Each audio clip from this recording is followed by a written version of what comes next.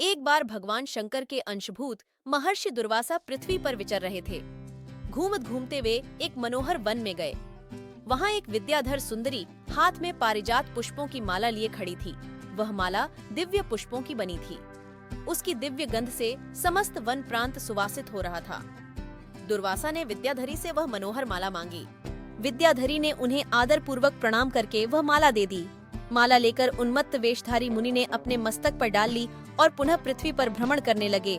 इसी समय मुनि को देवराज इंद्र दिखाई दिए, जो मतवाले ऐरावत पर चढ़कर आ रहे थे। उनके साथ बहुत से देवता भी थे। मुनि ने अपने मस्तक पर पड़ी माला उतारकर हाथ में ले ली। उसके ऊपर भौरे गुंजार कर रहे थे। जब देवराज समीप आए तो दुर्वासा ने पागलों की तरह वह माला उनके ऊपर फेंक दी। देवराज ने उसे ऐरावत के मस्तक पर डाल दिया। ऐरावत ने उसकी तीव्र गंध से आकर्षित हो सूंड से माला उतार ली और सूंघकर पृथ्वी पर फेंक दी। यह देख दुर्वासा क्रोध से जल उठे और देवराज इंद्र से इस प्रकार बोले, अरे ओ इंद्र, ऐश्वर्य के घमंड से तेरा हृदय दूषित हो गया है। तुझ पर जड़ता छा रही है, तभी तो मेरी दी हुई माला का तूने आदर नहीं किया है। वह माला नहीं, श्री लक्ष्मी जी का धाम थी। माला लेकर तूने प्रणाम तक नहीं किया, इसलिए तेरे अधिकार में स्थित तीनों लोकों की लक्ष्मी शीघ्र ही अदृश्य हो जाएगी। यह शाप सुनकर देवराज इंद्र घबरा गए और तुरंत ही ऐरावत से उतरकर मुनि के चरणों में पड़ गए। उन्होंने दुर्वासा को प्रसन्न करने की लाख चेष्टाएं की, किंतु महर्षि टस से मस न हुए। उल्टे इंद्र को फटकार कर वहां से चल दिए। इंद्र भी ऐरावत पर सवार हो अमरावती को लौट गए।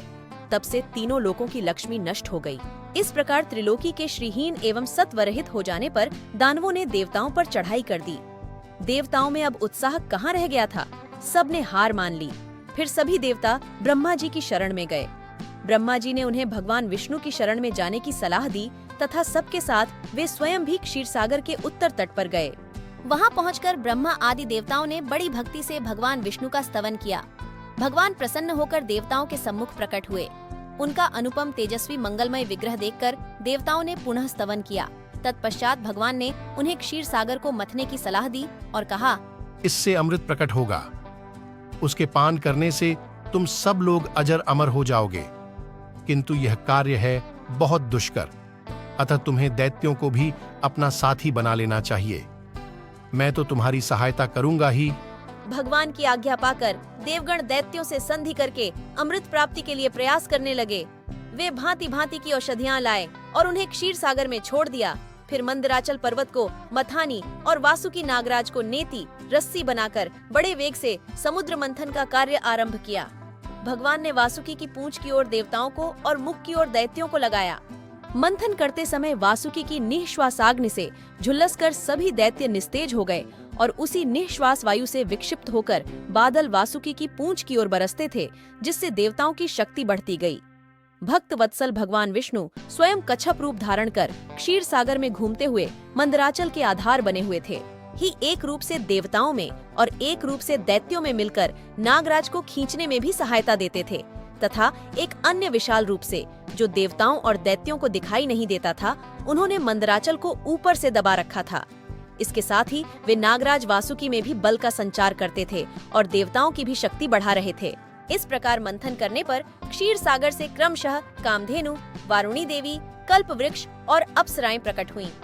इसके बाद चंद्रमा निकले, जिन्हें महादेव जी ने मस्तक पर धारण किया। फिर विष प्रकट हुआ, जिसे नागों ने चाट लिया।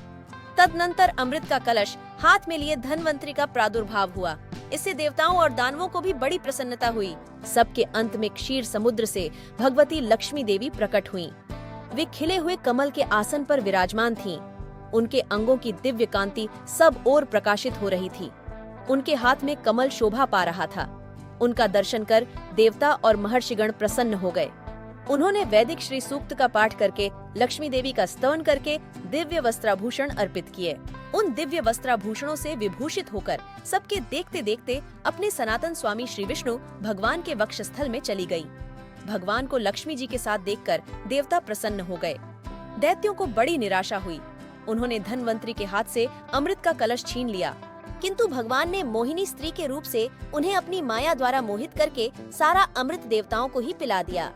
तदनंतर इंद्र ने बड़ी विनय और भक्ति के साथ श्री लक्ष्मी जी ने देवताओं को मनोवांछित वरदान दिया।